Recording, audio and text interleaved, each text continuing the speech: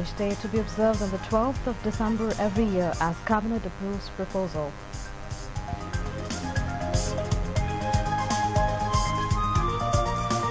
Six constituencies selected through lottery for EVM use in the 11th Parliament polls.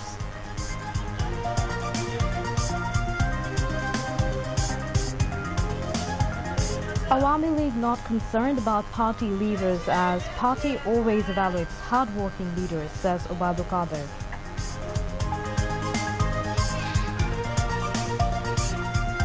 Russia-Ukraine tension mounts as Russia seizes 3 Ukraine naval ships.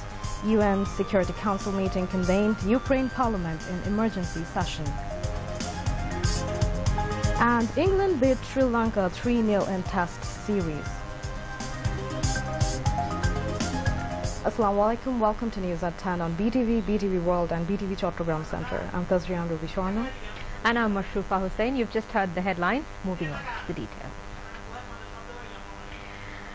The Cabinet has approved a proposal for celebrating December 12 as the Digital Bangladesh Day instead of the National Information and Communication Technology Day. The approval was given at the regular Cabinet meeting held with Prime Minister Sheikh Hasina in the chair at the Secretariat today.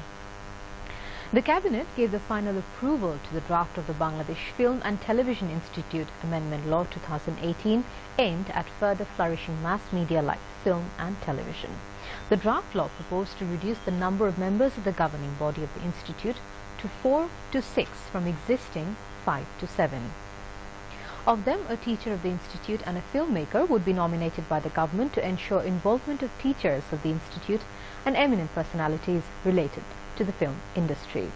The Cabinet also approved in principle the draft of the Company Amendment Law 2018, incorporating a provision allowing formation of one-man company. At the outset of today's meeting, Agriculture Minister Begum Motia Chaudhry handed over a photograph on a 200-year-old floating rice hut to Prime Minister Sheikh Hasina. Briefing reporters after the meeting, Cabinet Secretary Mohammad Shafiul Alam said that December 12 was observed as the National Information and Communication Technology Day. He said, today Cabinet approved the proposal for renaming the day as Digital Bangladesh Day.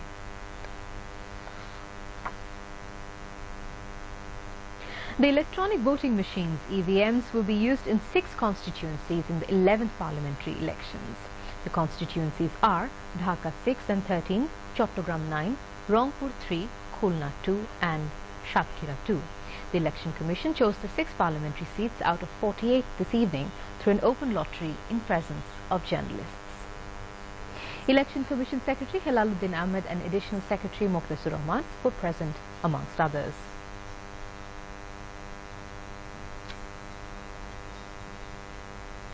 The Election Commission has asked the authorities concerned to monitor the social media around the clock to check the spread of propaganda and rumours over the forthcoming national elections. The Commission gave the directives at a meeting with representatives of Bangladesh Telecommunication Regulatory Commission (BTRC) and top officials of mobile phone operators in the Nirbachan Bhavan today. After the meeting, Election Commission Secretary Helaluddin Ahmed told reporters that the Commission also asked them to take legal actions as per the existing laws against persons who would spread propaganda and rumours through social media. Chief Election Commissioner CEC KM Nurul Huda has called upon the officials concerned to remain vigilant so that no conflicting situation may occur on the way of holding the 11th national elections smoothly. The CEC gave the directive while briefing the executive magistrates at the Nirbachan Bhavan in Dhaka this morning. Election Commission Secretary Helaluddin Ahmed presided over the function while Election Commissioners Mahabub Talukdar, Muhammad Rafiqul Islam, Kobita Khanum and Brigadier General retired Shahadat Hussain Chaudhry addressed it. The CEC expressed his optimism that all the political parties will take part in the national election and as such extensive care would be taken to make the election free and fair. CCKM Nurul Huda suggested the executive magistrates to tackle untoward situation if any occurred with patients not being deviated from own positions of the Electoral Code of Conduct without disturbing anybody in the field. Awami League General Secretary Obadu Kader has said his party is less concerned about party levers as Awami League always evaluates honest, acceptable and hard-working leaders. He said this today at the Army League President's Dhanmondi political office. He said, final list of candidates of the Grand Alliance was not published today for a strategic reason, and it will be made public officially after scrutiny. Obadukade said his party will not accept any rebel if he wins in the forthcoming parliament election. He further said it is clear that Oiko Front does not want election as it is asking for change of the Chief Election Commissioner at the present stage.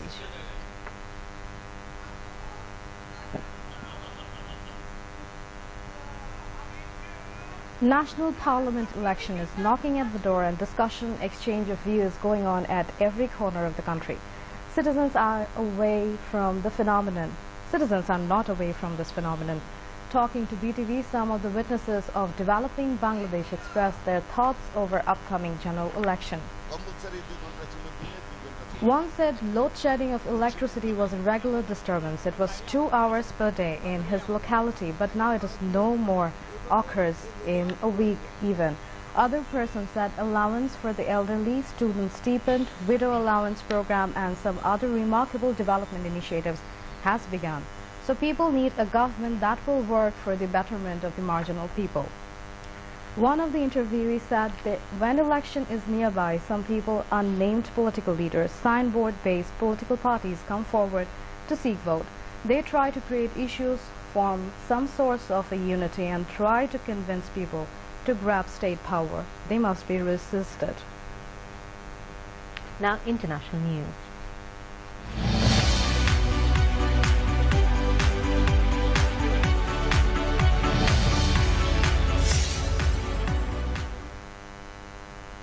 Tensions between Russia and Ukraine have escalated after Russia seized 3 Ukrainian Navy ships.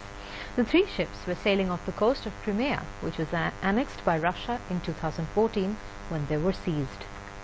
Ukraine's parliament is to decide whether to bring in martial law as anger over the ship capture by Russia. Ukraine said Russia rammed one of its boats in an act of aggression, while Russia said the ships had illegally entered its waters. The incident marks a major escalation of tension between the two countries. Protesters gathered outside the Russian embassy in the capital, Kyiv, and an embassy car was set on fire. Meanwhile, the UN Security Council has called an emergency meeting over the tension between Ukraine and Russia. Mexico will deport up to 500 migrants who attempted to storm the US border. The group were rounded up after trying to cross the border violently and illegally on Sunday. Video footage shows dozens of people, including women and children, running towards the fence that separates the two countries near the city of Tijuana. US border officers used tear gas to repel them. Mexico's Interior Ministry said in a statement that a group of nearly 500 migrants had tried to cross the border in a violent way. The ministry added that far from helping their objectives, the migrants' actions had violated the legal migration framework and could have led to a serious incident. Hundreds of Australians have evacuated their homes due to bushfires amid unprecedented weather conditions in the state of Queensland. About 40 bushfires are burning across the state following a heat wave, said Queensland Fire and Emergency Services. The most serious blaze, 450 km north of Brisbane, had destroyed at least 2 homes, damaged 4 others and prompted evacuation orders. The conditions have been described as highly unusual for this time of the year. The largest bushfire is about 50 km long and has burned through approximately 11,000 hectares in the Deepwater National Park. Coming back to news from home. China is interested to set up industries and invest in the special economic zones of Bangladesh. Chinese investors expressed their interest at the seminar in Dhaka today. FBCCI President Shofiul Islam Muhyiddin, DCCI President Abul Qasim Khan, Executive Member of Bangladesh Economic Zone Authority Muhammad Ayub, Representative of Chinese Economic and Technology Development Authority Sang Zi Zhang, and Hua Gao Susang addressed the seminar. Chinese investors said they are interested to invest in different sectors of Bangladesh. They observed investment-friendly environment is prevailing in this country. Bangladeshi businessmen thanked the Chinese investors for showing their interest to invest in Bangladesh. A Dhaka court indicted 8 accused in sensational Holy Artisan bakery attack case. Anti-Terrorism Special Tribunal Judge Muhammad Muzibur Rahman framed the charges in presence of 6 accused out of the total 8 today. The accused are Aslam Hussain alias Rashid alias Abu Zara alias Rash, Hadithur Rahman Shagor, Mizanur Rahman alias Boro Mizan, Rokibul Hassan Regan, Jahangir Alam alias Rajiv Gandhi, Abdus Sabur Khan Hassan, Sohail Mahfuz, Muhammad Mamunur Rashid and Muhammad Shariful Islam. Earlier on January 1st in 2016, neo-GMB operatives laid a siege to the Gulshan Cafe and killed 20 hostages including 17 foreigners, while 2 police officers were also killed in the attack. Members of Rapid Action Battalion in separate drives arrested 8 suspected members of the radical youth group of banned militant outfit Zamaatul Muzahideen Bangladesh JMB from Muhammadpur, Kolabagan and Bushundhara areas on the night.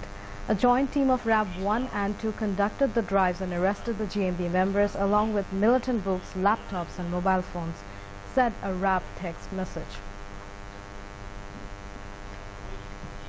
Now news on sports.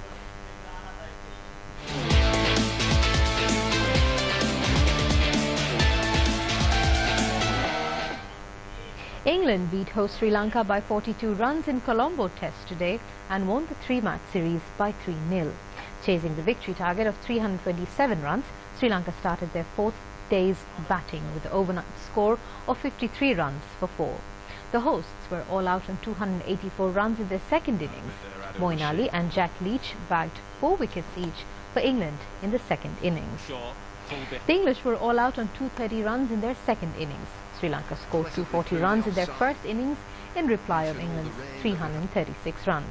Johnny Bairstow was adjudged man of the match, while Ben Stokes was adjudged player of the series. New Zealand scored 131 runs for 2 in their second innings against Pakistan at stumps of day 3 after facing follow-on in Dubai Test.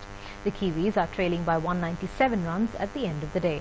Tom Latham and Ross Taylor were on the crease with 44 and 49 runs, respectively. Earlier, New Zealand started their 3rd day's batting with the overnight score of 24 without any loss. They were bowled out on 90 runs in their first innings. It is the lowest first innings score for New Zealand in their cricket history. Yasir Shah bagged 8 wickets for Pakistan to destroy the Kiwis' innings. Pakistan declared the first innings on 418 runs for 5. New Zealand is leading by 1-0 in their 3-match Test series. And now to end the bulletin, a repeat of the top stories. Digital Bangladesh Day to be observed on 12th of December every year as Cabinet approves proposal.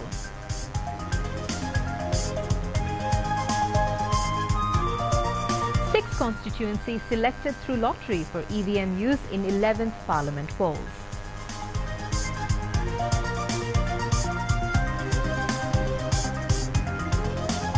Awami League not concerned about party leavers as party always evaluates hard-working leaders, says Obaidul Qadir.